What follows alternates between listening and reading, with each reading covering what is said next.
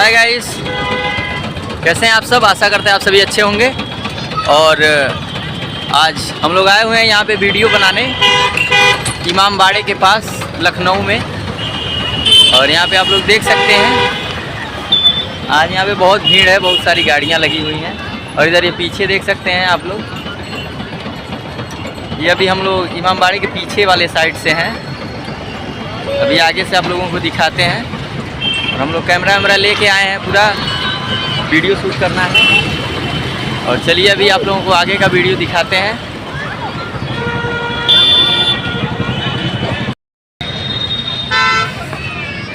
अभी दोस्तों हम लोग वहाँ पे फ़ोटो खींच रहे थे, वहाँ पे अलाउ नहीं है, इसलिए अभी हम बाहर निकल रहे हैं। ये है, आप लोग देख सकते हैं इधर।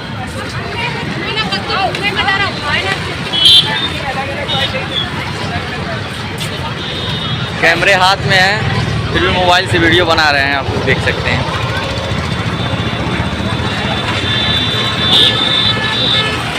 ये है इमाम बाड़ा।